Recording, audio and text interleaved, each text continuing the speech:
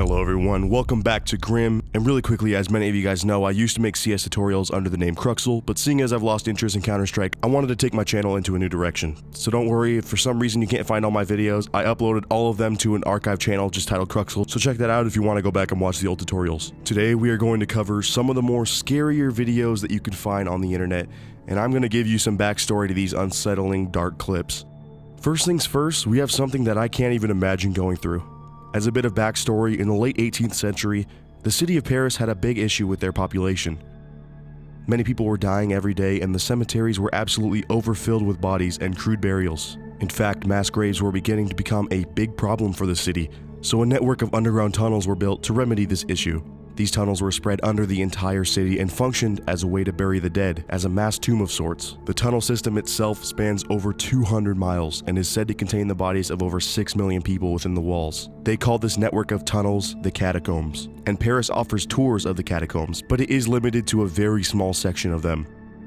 This leads daring and in some ways stupid explorers into sneaking to the tunnels and exploring for themselves in the dead of night, past the boundaries of the tours that the city offers.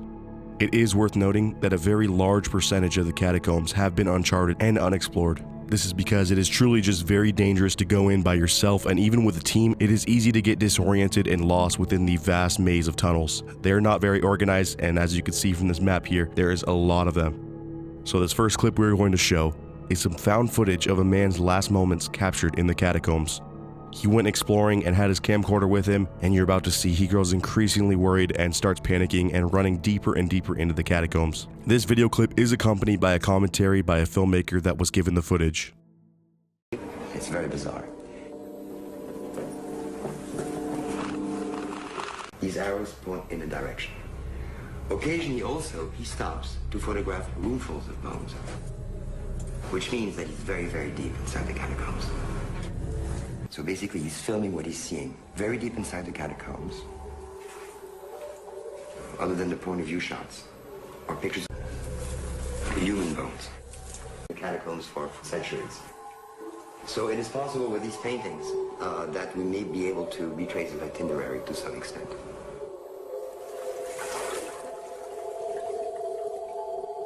After about 4, we hear his breathing get louder and louder. As though something was scaring him. He's frightened, he's frightened. Occasionally he stops, perhaps to try to decide which way to run among all the many different corridors. He's running faster and faster and faster, deeper and deeper into the catacombs. And all of a sudden, we hear his breathing get louder and louder, as though something was scaring him. He's frightened, he's frightened. Occasionally he stops, perhaps to try to decide which way to run among all the many different corridors. He's running faster and faster and faster, deeper and deeper into the catacombs. And all of a sudden,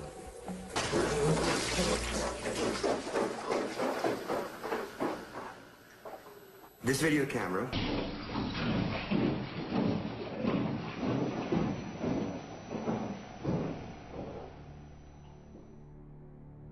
So as you can see, the man behind the footage was growing increasingly stressed and worried, causing him to panic and get himself further into the catacombs. He eventually got so lost that any hope of him escaping was completely gone. His body was never officially found from what I can find, and this camcorder was found actually by other explorers inside the catacombs, who label themselves as cataphiles. And the footage was actually given to the filmmaker that you just heard talking in the clip, so that's why he's talking over it, because he was the first one given the actual footage in the first place. Put yourself in his shoes real quick and imagine yourself completely alone, immersed in darkness, lost and afraid, with nothing but skulls and bones lining the walls around you to keep you company. So that's definitely not a place I want to be. I don't know about you, but that sounds like a living nightmare to me.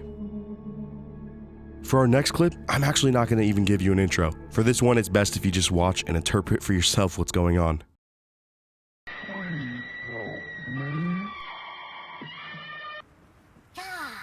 She is totally obsessed with Kiss. Puking blood. She is totally obsessed. She is totally obsessed. She's buying her stairway to heaven. Hold on again. Satanic service. Hold on. High again. You are nasty. Let's bring that party and fix that higher. Hold on. I know my parents were worried about it.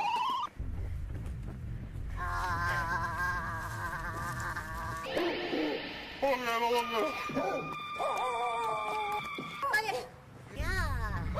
Why is that little dog barking at me? Hi again. Hello again.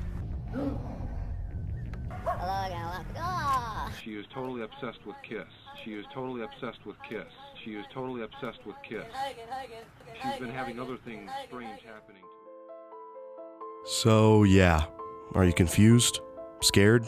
Perhaps a little bit of both? Well, to give you some context now, what you just watched was a clip of a character called Shay St John, who is a fictional character created by Eric Fournier. Eric was a musician who played in multiple punk bands in the 90s.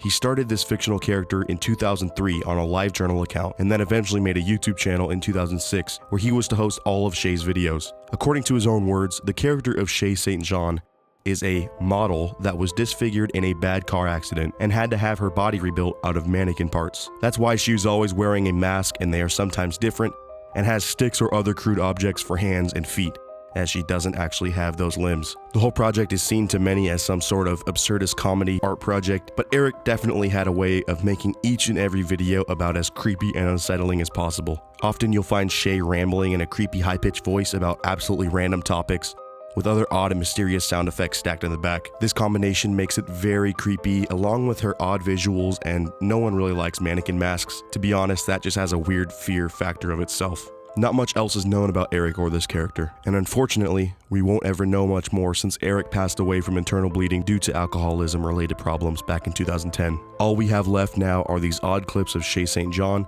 and a Kickstarter-funded documentary titled Eric and Shay, which was released in 2016. Funny enough, actually, there is a rumor that Eric is behind our third clip today, although it's purely speculation as we don't actually know who did it and likely never will. The clip I'm talking about is often referred to as the Max Headroom incident. On the night of November 22nd, 1987, at least 2 individuals who have yet to be discovered hijacked the signal of 2 Chicago television stations. Despite this being a huge national event and making headlines around the country, those involved have yet to be identified. Although many people come forward claiming to know who did it, at this point we most likely will never have a concrete answer because it was just so long ago. Here is a clip of the original hijacking. He's a freaking nerd. I think I'm better than Chuck Swirsky. Freaking knuckle. Oh, Jesus.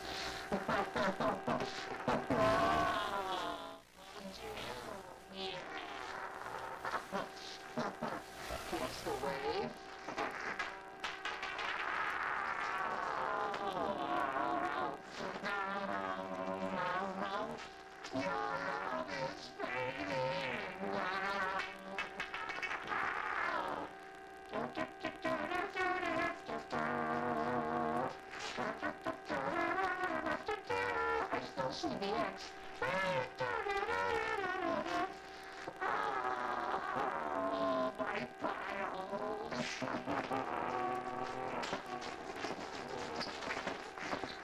I just made a giant masterpiece for all the greatest world newspaper nerds.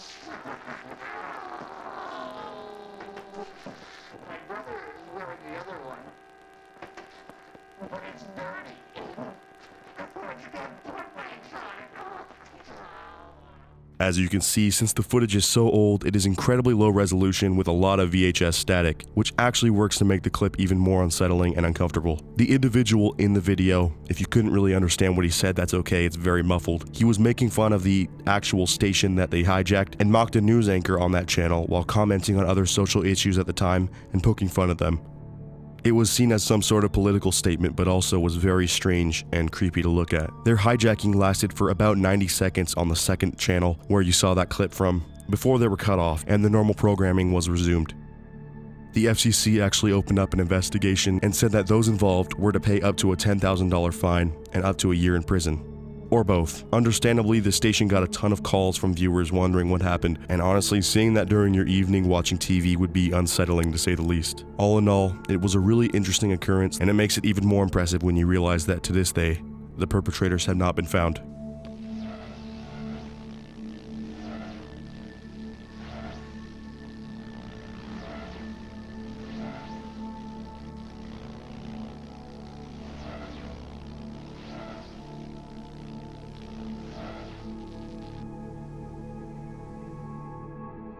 So there's just a few more creepy clips from the internet.